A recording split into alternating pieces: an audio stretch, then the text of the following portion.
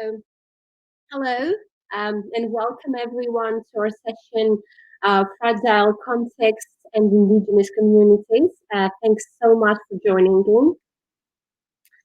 So, this is a brief overview of what will follow in this session. I will start with introducing to you the speakers, starting with myself, as I'm the first speaker to discuss our work in extreme citizen science, our methodologies, and the tools that we're using. My name is Artemis. Skarlatidou. I obviously work for the Extreme Citizen Science Group at UCL, and I will be chairing this session. Second presentation is from Rick Hall and Petra Benyei with title Whose Knowledge Counts? Challenges and Opportunities of Including Non-Western Knowledge Systems in the Citizen Science. Rick is the founder of Ignite, a UK charity that promotes creativity in learning. Petra and Ramin Soleymani-Fard work at the ICTA UAB in Barcelona under the LICHI project, an ERC-funded project documenting local indicators of climate change impacts to bring local and indigenous knowledge and voices to climate science and policy.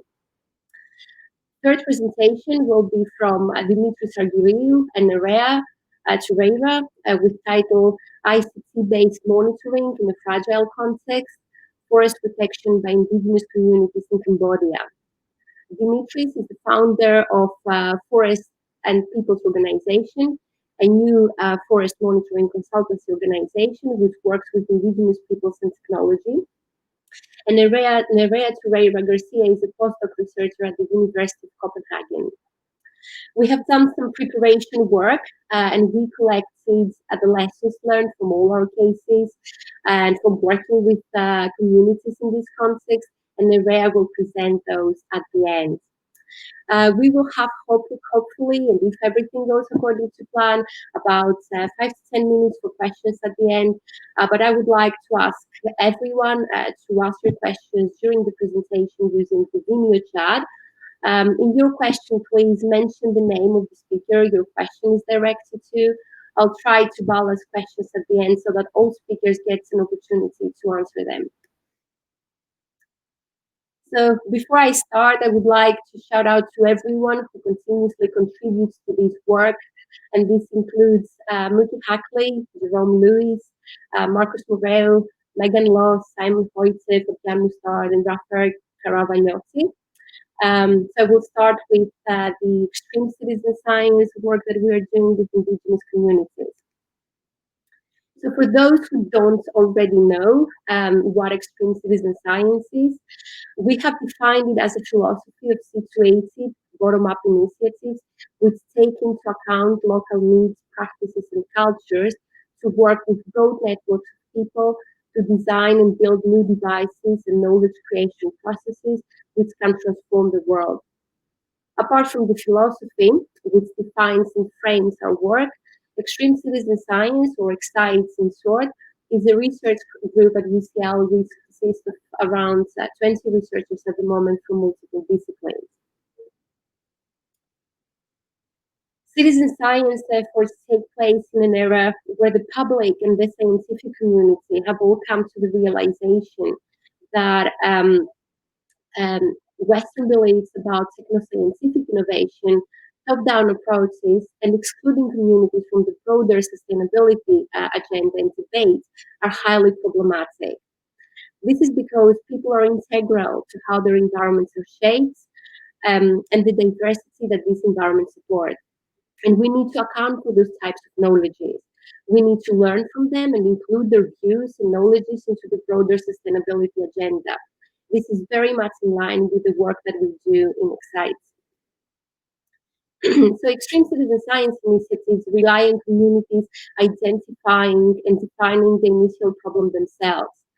Two are the two key components of the extreme citizen science methodology and our approach to engaging indigenous communities, which always initiates a participatory design process. First, negotiating the free, prior, and informed consent process, and second, establishing an open and interactive community protocol. So the FPIC process aims to inform the affected persons about plant activities and their impacts, both positive and negative, verify that the information provided has been understood before explicit consent can be negotiated. The consent is free and informed, highlighting the importance, obviously, of free will and the ability of communities to refuse an intervention. The consent will be also negotiated prior to any community being affected by an external action. So we noted that this is a very challenging and long sometimes process, which further sets the foundations for local capacity building. To sustain the project over its lifetime, we always work towards establishing a community protocol that formalizes the solutions collectively agreed by the communities which participate in the initiative. The first part of the protocol consists of questions and answers about the functioning of the project, such as who collects the data, when the data will be collected, where they will go to collect the data, how the data will be collected, and so on. This is then followed by a session on the technical and methodological support that will be provided to the communities, another one about the logistics, and finally one on the data sharing and protocols. It is important to understand that the community protocol process itself is also an interactive process defined by the local community. Further changes, and as new members join the project, they should redefine their new roles, which are all these decided by the local team and need to be documented in the community protocol. Community engagement does not stop with the ethic and community protocols. Most of the people we work with are very different from the average citizen science user. People are low literate or non-literate. They don't know, in some cases, how to draw or write. In some cases, they have never owned a smartphone before or any other technological devices. In other cases, they do not have electricity to charge the devices. They never had to deal with multiple devices, multiple chargers, and so on. To lower or eliminate any usability barriers, we follow a participatory design for the interface design process, which extends also to an iterative evaluation of the proposed technological interventions. In this context, we build on knowledge from the field of human-computer interaction for development, or HCI for DIN. One example to demonstrate how this process starts is with the development of the pictograms, as shown on the slide, which are then used to collect the data. Depending on people's literacy levels and the other skills, this may be co-designed with the community and the research team, or maybe developed by the researcher, and then they are sold to the community to check whether they understand what each icon means. So the main data collection application that we're using is called Sapelli Collector, and it is an Android-based application which uses a hierarchical architecture and pictorial icons for data collection, as shown in the previous slide. We use icons of communities co-designed, and so they're easy to understand, they match their local cultural context, and they do not include any text, as most of our communities are, as I mentioned, illiterate or low literate. As an alternative to Sapelli, we have also designed Sapmap, which uses NFC cards. Each card shows the pictogram of which data is being collected. Once you're close to that data item for which you want to collect data, you simply tap the NFC card on the back of the mobile device. The device reads and records its accurate location through the GPS sensor, and during that process, the user can also record any relevant information about that particular data item. As you can see, our extreme citizen science case studies take place in different parts of the world. I do not have time to go through all of them now. We'll only mention briefly 3 of them. But you can find more information if you visit our story maps using that link. So the first case study is from Congo, Brazzaville. Benyei Yaka pygmies of northern Congo, Brazzaville experienced for years an unprecedented exploitation of their local forests and natural resources. For these egalitarian communities, hunter-gatherers, the forest is not only a source of their livelihood, but it is important for their traditions and its spiritual role. In order to support local communities and in collaboration with local NGOs, Sapeli was developed in 2013 and it is used since then with non-literate people to collect data about illegal logging and poaching in this area. The vision of local organizations which collaborated in the project is that the data collected would provide the necessary evidence to report logging companies' behavior and which could subsequently inform the forest law enforcement, governance, and trade legislation. The second case study comes from Brazil. The Pantanal is the largest wetland in the world. It boasts a wide and unique biodiversity. Local fishers are directly dependent on it for their daily livelihood. Current legislation for resource management and consumption in the area follows the scientific recommendations of conservation biologists, which usually assumes that people are fixed in time and space. This gradually in the area led into the people's physical and economic displacement. Sapeli was therefore being used with local communities in these areas since 2015, who collect data about the use of natural resources, mainly their fishing activities and their strategies. The data collected provided evidence that indigenous practices are indeed sustainable, and as a result, local people have been officially recognized as a traditional community, which itself provided them with the right to use their traditional practices in the ways they rely on natural resources for their daily livelihood. And the final case comes from Kenya. In Kenya, Sapeli is being utilized since early 2019 in Narok country, where it is used with Maasai warrior communities. One of the greatest threats that these communities face is the loss of their traditional ecological knowledge and the increased deforestation in the Masai Mara National Reserve.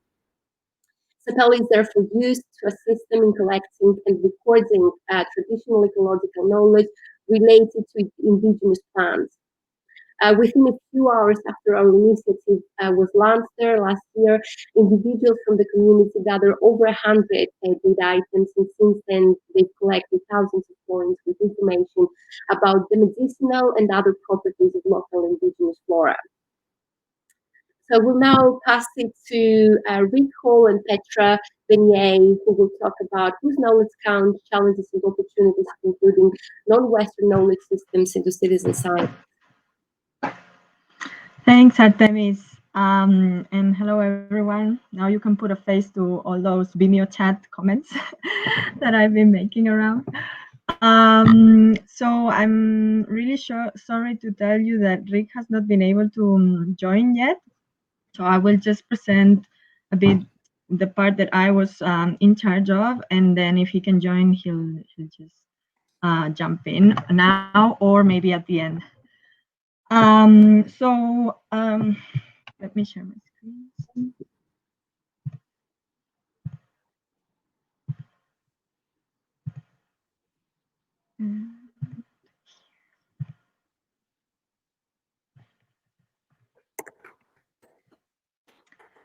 So basically our idea, Rick and I have been working with several projects that touch a bit on what Artemis have been talking before. And we wanted to showcase some of them and frame them in this transdisciplinarity idea. And that is basically this idea that as a research approach that tries to address societal problems, including biodiversity loss, climate change, or other conservation issues, by means of bridging interdisciplinarity, so the different collaboration between the more normative academic disciplines like humanities, social sciences, engineering, but also bringing the collaboration of other expertises, so like the knowledge from farmers, from community members, indigenous peoples and local communities knowledge, and also policymakers and so on. So from this perspective, citizen science could be a tool to combine these epistemologies or ways of knowing and not only understand better the problems, but also propose better solutions. Oh, wait, I was told to take this out. Sorry. And one of the examples, the typical example, especially in social ecological system research, of how these ideas materialize is this multiple evidence-based approach. I don't know if you knew it, but it's really interesting, that proposes the integration, cross-fertilization, and co-production of knowledge of all these diverse knowledge systems, not only like the social scientists and the natural scientists, but also the local and indigenous knowledge, and especially these non-Western knowledge systems, to be synthesized and peer validated in order to provide an enriched picture of the problem, and also to propose better solutions.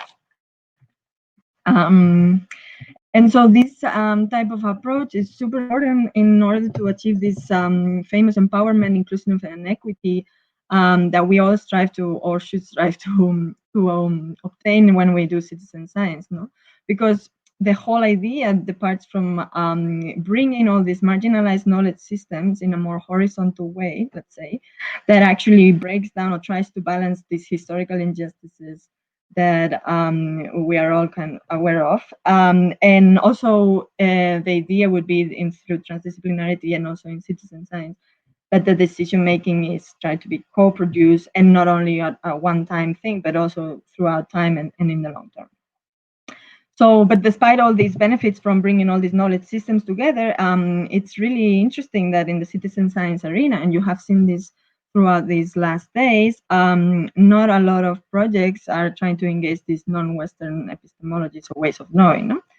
So basically, I want to present our project now, and if Rick can join later, maybe he can explain the other projects that actually try to do this. So our project we're working on right now, actually it's under development, so please don't be scared if you find bugs and stuff, you can report them, but yeah, it's still ongoing process. It's the open tech platform, and the idea behind this was to create an open source platform so that anyone can adapt and to their own needs, to document and share this traditional ecological knowledge around the world. And for now, we started with these local indicators of climate change impacts project that was the seed funding to develop this, and that tries to bring all these perceptions on impacts of climate change that come and stem from the traditional knowledge of the communities that are being impacted around the world, and to showcase different types of impacts and bring them to not only research on climate change, but also to the policy level. But the project wants to expand further to other traditional knowledge related to, for instance, use and management of wild and cultivated plants. And so all this is super pretty and super powerful, but there's a lot of challenges, and we're going to discuss a lot about them later. But some of the ones that we have more identified were issues, well, especially working in such a global and diverse, culturally diverse context, getting to understand each other in terms of not only language or diversity of languages, even like marginalized languages, but also even in the actual classification and structures and hierarchies of the platform that has been first designed, and this probably can be discussed as one of our big mistakes, top down, and that's why we have secured new funding to actually make this more co-design in the future. But also we identified issues with regarding the intellectual property rights, for instance, of the communities. So what knowledge has to be published and not, and in which conditions. No? So one of the solutions that we thought of and we have implemented is this system where each contribution can be, there's a setting where the user can select which type of publicity they want to give to that contribution. So it can be public or private, and also like what kind of Creative Commons license they want to share that contribution through. So yeah, one of the biggest challenges that we're gonna, and challenges and opportunity, because of course it's the best opportunity to do this better, was these co-creation workshops that we're planning to do with local communities and indigenous peoples platform. That is this facilitative working group that brings the voices of indigenous peoples to the climate change negotiations. And so we have secured the funding, as I said, to do these workshops in 2021. So now with the whole pandemic situation, we are really struggling to, but it can also be an opportunity to imagine how we will do this in this context. And so I was going to give the floor to Rick to explain some of the cases, but maybe if he's not been able to join, I can. Well, I might be here. Oh, Rick, nice to see you. Yes, according to this, I'm in the show, and my slide is on up there as well. So, sorry for the technical difficulties, everybody, and I'm very pleased to be here. And thank you to EXA for this opportunity just to showcase some of the projects that we've been doing with Ignite. And I now need to try and just orientate myself. I'm not sure how to share the screen. That seems to be happening automatically. But if somebody could go back to showing the slide with the night walks. The work that we do at Ignite is very much based in communities, and by that we mean communities of interest, or what communities have in common, as well as the focus of their curiosity. Now, there's been, I think, a very pleasing interest in this particular conference around participants and what they are bringing to citizen science. And it has been challenging some of the interpretations of what we mean by citizen science. And I think there's a great reference. Okay. Yeah, okay, Artemis. Yes, thank you. So thanks. You may need to advance the slides for me. I apologize for that. So the projects that we do at Ignite, a little bit of context. We are a charity based in Nottingham. We're not an academic institution. And of course, the emphasis on indigenous, migrant, asylum seeking, refugee, indigenous communities does throw up that dichotomy around quality of data and so on. And you know, what qualifies and what is this citizen science? And I'm very grateful for EXA for that paper that came out in April that summarized the survey around what is this citizen science. So the work that we've been doing, this is some work in Nottingham with the Refugee Forum families, and they have come from many different countries. They speak many other languages, and indeed, in some cases, English is not even their second language, it might be their third. And so the projects that we do, which relate to science, are very much, welcome to the slideshow, are very much around combining creativity and curiosity. In order to build confidence in communities. We have to remember that many migrant and refugee families are located in urban environments. They come into cities, and many of them were originally from rural settings, and so there's more than just the usual adjustments that they are trying to deal with.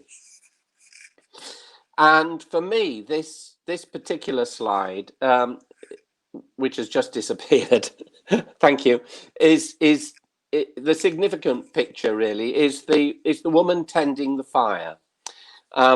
This went against many of our kind of risk assessments and all the rest of it. There's no ologies or acronyms caught up in that picture, but there is very much a memory for her of cooking over open fires. And that's what I mean, I think, by whose knowledge counts, whose narratives are important. And when we come to thinking about data quality, whose data and for whom is it valuable?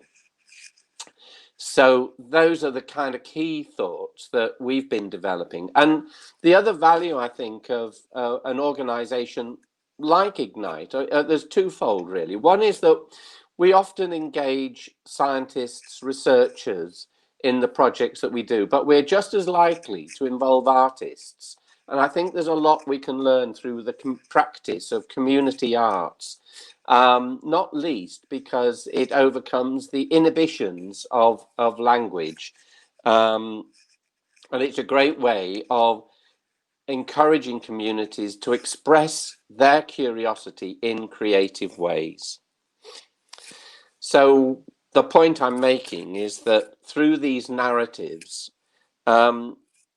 we achieve both equity and inclusiveness, and we can mediate between communities and research and so on. So there's a kind of two-way facing opportunity there, and it gives cultural validation through narrative. Right, if it's possible to move through to other slides, that would be great. If somebody knows how to do that, that's lovely. So the case study 3, this is a project that's not being led by us. It's being led by a graduate of a researcher based in Italy, Arianna Cortesi. But this is very much, again, an indigenous community in Brazil. And we are providing a kind of cultural support for this project. And as you can see, it's about cosmology and the narratives that other communities, other indigenous people place on their interpretation of the night sky. So it's very much about, again, the narratives, the chants and the myths about the sky, the way that they will perhaps name and interpret constellations and so on.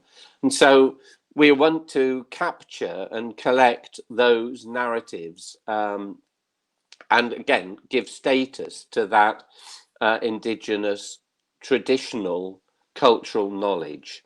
Let's move quickly through to the last project. This was the project that I was rather hoping that we would be able to report to EXA this week. We were invited to go and work with the Yurok tribe of First Americans, Native Americans in Northern California, and to establish a Lab 13 as a means of identifying the kinds of questions and research investigations that matter to the families and the local communities there. And a brief word about Lab 13, because it's a space in a school that children manage, and they manage it for their own investigations. And they are assisted and supported in those investigations with a scientist in residence who typically will come from a local university. Excuse me. And we know that the topics that matter to the Yurok tribe are very much about the natural environment and the water quality of the River Klamath and the salmon population there, on which they have relied for many, many generations. And so our hope is that we will still be able to travel to North California, establish a Lab 13 with the school, and then involve the community in the kinds of investigations into water quality, the natural environment, and again, produce evidence that is of value to them. The last slide simply shows the traditional relationship that the Yurok tribe have with the Klamath River and the way that they have been fishing it in a naturally responsible way. Colleagues, that's me.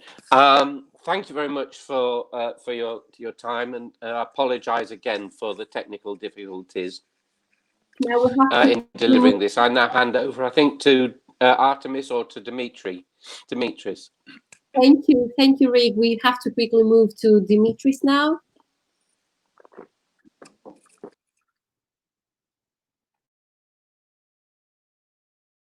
We can't hear you, Dimitris. You have to unmute yourself. Thank you for pointing it out. Thank you for my. And also, to share your screen, please. I'm sharing my screen. Can you see? Yeah. Okay. So welcome from my side as well. My name is Dimitris, and I will introduce you to our case of ICT-based forest monitoring by indigenous communities in Cambodia. While the importance of tropical forests in regulating the world's climate are well known, they still remain under pressure from unsustainable resource use. Community-based monitoring, or CBM, has proven an effective approach to inform local decision making. However, it requires standardized data collection by local stakeholders to inform global policies. Remote sensing or Earth observation approaches are increasingly used, but requires calibration by on-the-ground monitoring of legal logging activities and forest inventories. Most important is that the local people participating in CBM find numerous challenges and risk their lives when monitoring and advocating for forest protection, and hence needs our undivided support. Here, we will present you a bottom-up case of a local community network and how they use smartphones and a geographic citizen science data collection application to monitor valuable resources and report illegal logging. Our country of study is Cambodia, that has one of the world's highest national deforestation rates, primarily in the form of economic land and mining concessions.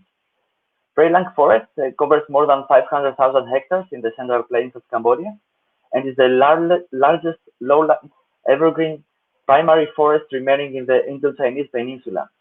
Hence holds great ecological, economic, cultural and spiritual value for the indigenous Kui and Khmer population. Prairie Community Network, or PLCN, is a network of villagers, mainly farmers with little or no formal education, that started patrolling their ancestral forests in the early 2000s as a response to increased illegal logging. In 2014, an innovative partnership was formed between local and international NGOs, the Mission, University of Copenhagen, PLCN, and an IT company. And the aim of the project was to engage vulnerable communities in forest protection in Cambodia. One of the unique features of the project was to develop a smartphone application in order to aid the patrols of the communities to collect documentation about resources and illegal logging in prairie forests. And our main interest was to make sure that the needs of the local communities were met in this process. Hence, we employed a few participatory methods for the design of the app, like focus group discussions to discuss the overall aim of the monitoring program, participatory mapping to identify important forest areas, free listing of the resources and the activities they wanted to monitor, and feedback rounds before release and after major changes. Of course, it was agreed that the PLCN will have ownership of all produced data, and training session followed each new version to make sure patrollers are acquainted to new features. So a smartphone application based on the Sapeli platform that was referred earlier by Artemis as well was chosen as it was developed specifically for use by people with limited experience with technology and low literacy levels. The application was modified by a local IT company based on the PLCN's input and feedback. The Prairie app is compiled from three distinct types of information. Reference data like time, GPS coordinates, and dates that are automatically attached to the observation. Primary documentation, a photo and an optional audio recording for every new data point, and a thematic tag, or better, a category that the patroller attaches to the observation. The three main categories that the patrollers were interested to document were valuable resources of the forest, like trees and NTFPs, illegal activities such as logging, poaching, and mining, and reporting interactions with authorities. Each main category has a limited subset of subcategories that add extra information to the observation. At a later stage, two new categories were added to broaden the scope of the monitoring tool: reporting of climate-related events and reporting of threats or instances of violence to enhance the feeling of security to the patrollers. As you can see, categories are all illustrated by drawings to allow participants with low literacy to navigate the app more easily. Once the data are submitted through the Prairie app, they are uploaded to a database in the cloud where data analysts assess them for their validity according to a set of rules. The objectives of the monitoring, as set by the patrollers, are to discourage illegal logging and to communicate the findings of the patrols to a broader audience, national and international. Initially, there were 36 patrollers that they were monitoring the forest during their existing patrol activities. In the table that has been included, one can see the advancement of the monitoring capacity of PLCN through the years. In the end of 2015, and after almost 2 years of monitoring, a validation rate of 42% was observed, while the last year the validation rate elevated to 72%. And we can see why in the unvalidated entries. In the first year, there were 46% due to technical errors, while in the last year, this percentage dropped to 20% after a lot of effort. Unvalidated entries due to human error also minimized from 12 to 8% after numerous trainings. In an evaluation that happened in 2017, most patrollers were of the opinion that they understood the Preylang app and felt that they were able to use it correctly after an initial acquaintance period that higher human errors were observed. Half of the patrollers specifically mentioned problems with uploading data as a key concern, while all of them mentioned the scarcity of areas with stable mobile phone connection in the forest as a major cause for this. The app complexity was greater with each new version. However, the proportion of subdignitaries that were successfully validated increased over time as well. The cost of developing and maintaining the Preylang app, including database management and reporting for the first 2 years of the monitoring, was about $136,000, which is equal to 26 cents per hectare monitor per year, which is only slightly higher than forest monitoring approaches that do not use any technological solution. So pen and paper only.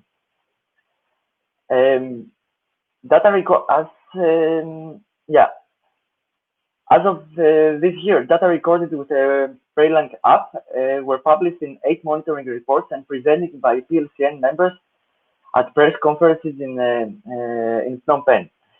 As a result, the issue of Preylang deforestation entered in the weekly agenda of national media and has a stable representation in the international media such as Mongabay.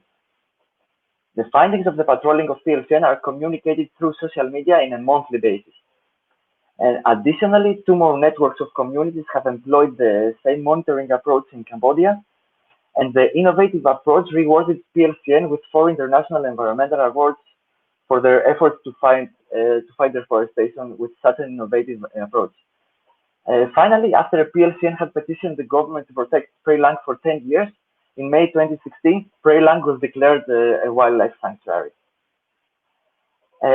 However, the full potential of ICT and citizen science in forest monitoring is primarily restricted by a lack of enabling environment provided by the government. Most recently, after the publishing of our latest report in January 2020, PLCN is banned from entering the forest for patrols and received numerous threats of arrest, giving an incremental rise in logging activities inside Preylang. The extreme amount of corruption in the country makes hard the cooperation with local rangers, that are usually bribed to let illegally logged wood out of Preylang. On the technical side, the limited mobile coverage is by far the biggest challenge that we are facing, while on the project scale, the ICT approach increased the reliance on external support, which may compromise the sustainability of the project over time. On our future plans, and starting from this year, we have been awarded the funding from the European Union to develop an integrated forest observatory system that will harness the power of Earth observation and satellite imagery, combined with on-the-ground patrol data and drone imagery. Meanwhile, harnessing the experience of PLCN and our team, we are exploring opportunities to apply a similar forest monitoring approach to other countries. If you still need more information, please make sure you follow our website and our Facebook page for timely updates. Thank you so much for your attention. And the floor is back to you, Artemis. Yes, thank you so much, Dimitris. And now we will pass it to Nerea, who will talk about the joint lessons learned from all the case studies that we presented in this session. Thank you, Nerea, off to you. Thank you, Artemis. Hello, everyone. So yeah, now I will present some of the lessons learned that all the panelists have put together from what we have learned with working in citizen science in fragile contexts. So, yes. Regarding methodological conclusions, we have learned that it's very important to introduce co-design so we can bring all knowledge systems and different worldviews with equal status, and it's a way of also building trust between different participants. It also promotes inclusiveness, motivation, and long-term participation. It's also important to use simple data collections, and if using technologies, it's good to use simple interfaces or icons so a wide range of people with different literacy levels can participate in citizen science. So we have, of course, also encountered challenges in our work, and some of these challenges are learning opportunities, while others are still ongoing research questions. For example, some of the challenges are posed by the fragile context itself.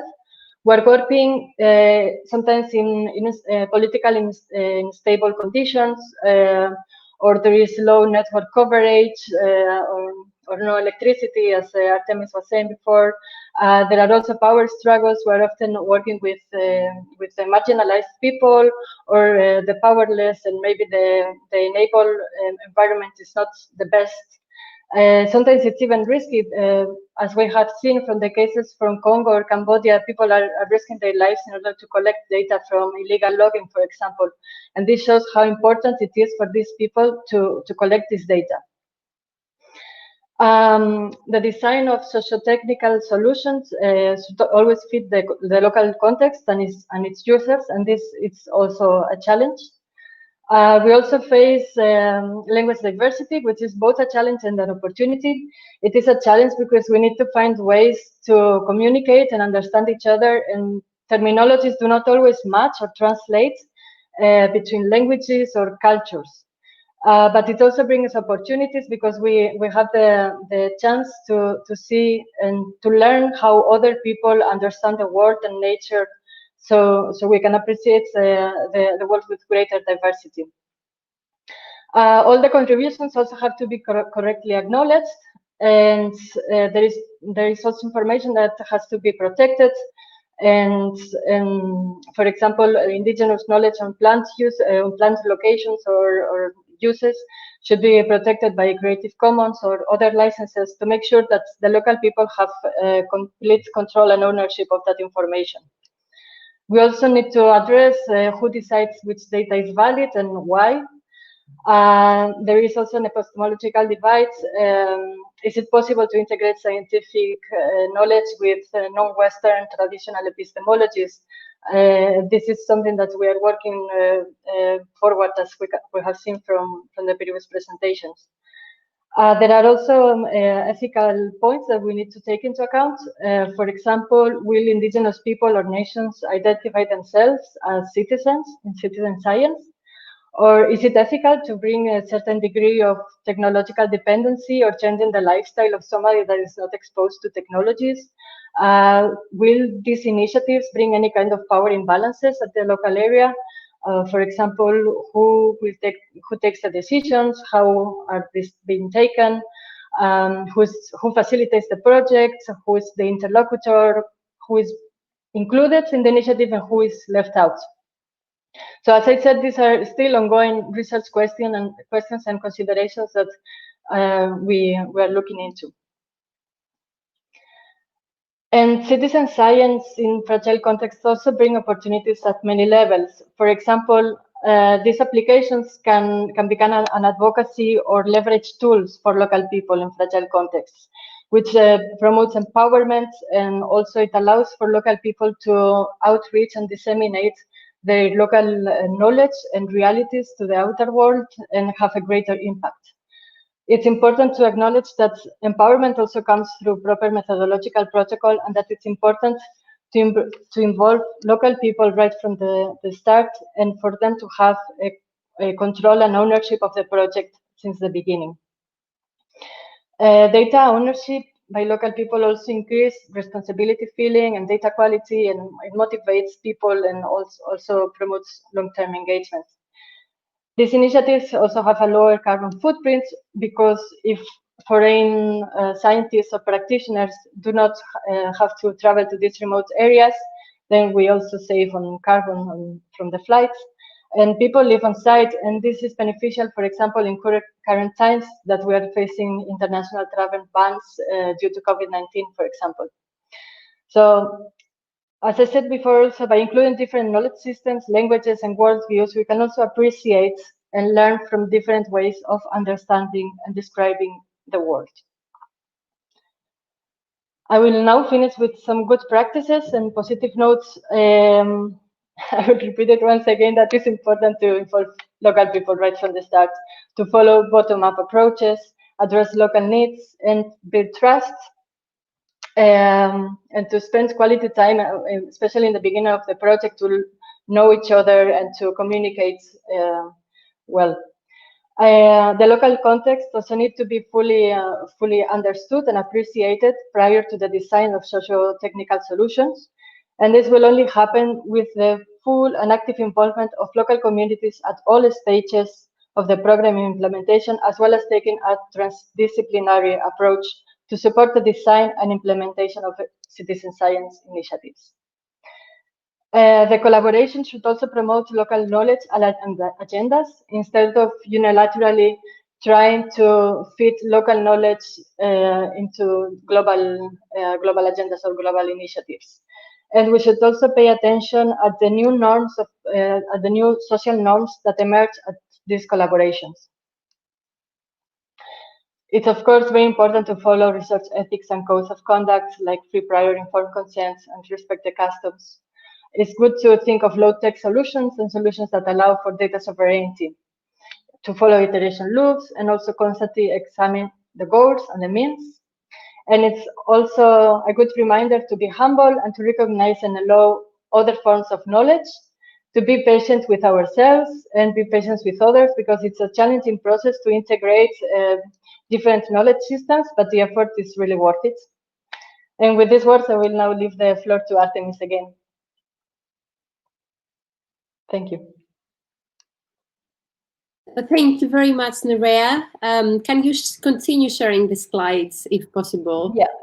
Great. Yes. So I will, yeah. So we take this opportunity basically to say a few words about a book that will come out soon, and which also answers one of the questions that Dilek is asking. Artemis, Muki, and all of you suggest one publication on working with indigenous communities in the context of citizen science. What would that be? That would be that book, which is called Geographic Citizen Science Design, No One Left Behind. Which includes various case studies from using geographic citizen science tools in both the global north and the global south.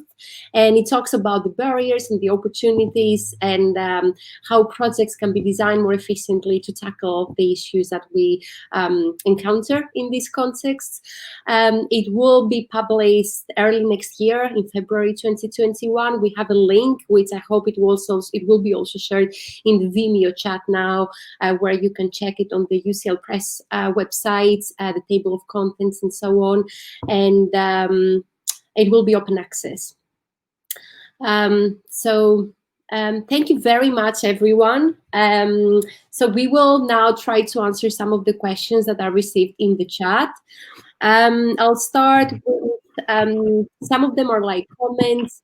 Suvarna Parbu Mohan in South Africa says that we're working on plants used for medicinal use and have the medicinal practitioners on board from the beginning. That is great, Suvarna. I think you should talk to Marcos Moreu and Megan Laws, who work with in Kenya with the case study that I mentioned with the Maasai warriors there. The next question is for Petra from Debbie Gonzalez from the University of Melbourne, Australia. And it asks, Petra, how are you planning to manage the languages in the platform? Will it only be in English? Are local names going to be included? Well, as I said, this is one of the biggest challenges we face, right?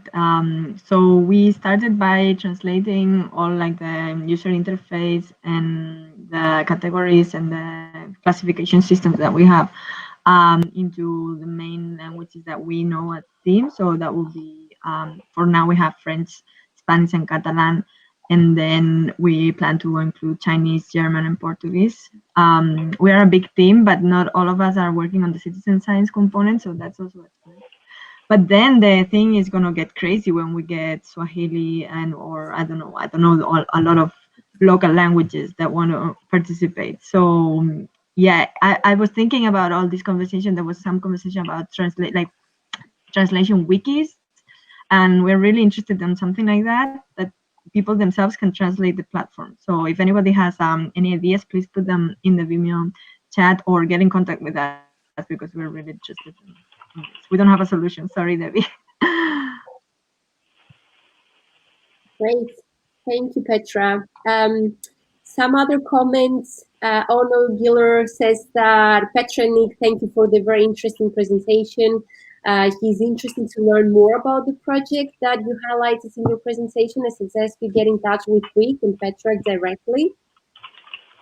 Debbie Gonzalez again asks, she says that thank you for including the cost, Dimitris. It was super interesting. And she also asks, no, that is Snails at RMCA, asks that whether we, any of the presentation we have conducted any motivational studies for the participants. And I think Nerea has done so she might want to say a few words about it. Yeah. So it wasn't the motivation? Sorry, I didn't hear the question. Yeah, he says we have a similar approach in Uganda where we work with people who are already involved in volunteering activities in the communities. Did any of you conduct motivational studies for the participants? Yes, yeah. So we did a similar. We also did a motivational study in Cambodia when we talked with both people that engage in forest monitoring and people who do not, and we wanted to see why people didn't want to get involved in this kind of citizen science project, and why the people who were actually engaging, why they were doing it. And we wanted to see if it was maybe like more of a economic incentive or motivation, or was it more of an intrinsic motivation. And what local people were saying was that they wanted to patrol the forest and monitor illegal activities because it's something that is directly affecting their livelihoods and their culture and their lifestyle, because they depend on this forest for survival. So they really wanted to engage in this initiative. Great, thanks, Nerea. Ono Giller asks, have any of you encountered any issues with the term citizen science in your work, or do you not use it in the field? And I would like to ask Rick to tell us a few words from his experience. Well, I don't know that it's necessarily a controversial terminology, really. I think the term citizen tends to apply to Western societies where people can vote or can participate in society. We don't really draw too many distinctions with the projects that we do. You know, people are people; they are participants. I mean, I know that you know, the whole question of is it citizen science? So, is it science? Are the participants citizens? Could be a kind of terminological barrier, but we're fairly relaxed about it, and we tend to involve people as participants.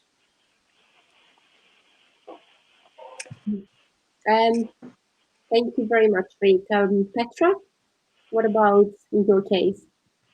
Have you... I would say like we never really frame it as citizen science. I mean, like we are in the citizen science conference, but we never go to the participant and be like, do you want to join a citizen science project? I mean, it's more like what you need, like communities are detecting some issue, or like you think that this might be an issue, and you come and dialogue about what kind of like things they want to do, and then it kind of like, we avoid the term, I think. So it's not an issue for us. Also, we work a lot also in the Spanish context, because this is also answering one of the questions that was out there about what is traditional knowledge and this. And I think there's an important idea here that is not only indigenous communities, as in like you would imagine, that have this knowledge system, but it's also, I work a lot with elder people in Spain, in the mountains. I just came down from the mountains last week. And these don't have any problem with the word citizen. So I think like in our cases, we have a very big spread of people that might not be challenged by this concept, I guess. Yes, I guess I would agree. The same with the extreme citizen science case studies. Dimitris, do you want to add anything to how you explain that aspect to your participants, if at all? I could relate to what Petra said. We don't go in the field and ask for citizens to join. We are there to save what they love the most, and this is also the most delightful aspect of the project. We characterize it as a citizen science in order to fit into the norms and to reach our audiences. But when we are in the field, it's forest monitoring that we do, and it's for the betterment of their livelihood. Great, thanks, Dimitri. So I guess we will move to the next question. Debbie Gonzalez asks all speakers, how do you approach project timelines when working with communities who might have timelines of their own? I'll start with the Excites cases. In most cases, well, in all the cases, you really have to respect people's time frames in their everyday lives, while of course considering that there is a project that comes through and you need to respect that timelines as well. The initiatives take a long time. They're not short projects. They take, in some cases, like over 3 years. And we have people who stay in the field for years to build trust and to ensure that the project runs smoothly and support the local people at the same time while they are there. What about Dimitris? What about your time frames? Time frames in this context, in the indigenous communities, is something very, very broad, and time is moving very, very differently. So I would say yes, it is challenging at some point to fit with deadlines, but we learn through time to adjust our project timelines and to make it to the donors understand that broader timelines might be needed in order to fit the deadlines. And we have managed to succeed during this time. Okay, we only have 1 minute, I see here. I would like to, well, there are a few questions which unfortunately we cannot answer here, but we can use the social Zoom chat for that, or by Twitter, you can always email us. If you can share the screen with the survey for 1 minute, as Nerea, that would be great. So if anyone wants to be involved in the work that we do, which we will be trying as a group from this session to continue working together for a little bit longer and work on a research paper. So if there is anyone who works in a similar context, it has to be a similar context, obviously, you can fill in this survey, and I hope someone will also share the link on Vimeo as we speak. And we will get in touch with you so that we can take that into the next step. Thank you, everyone, for joining in. And thank you, all of the speakers, for the great presentations. And thanks again for me and for everyone in the session, the conference organizing team, for organizing an excellent conference. Thank you so much. Yeah, thanks everybody. for the text. Thank you very much. Bye. Bye.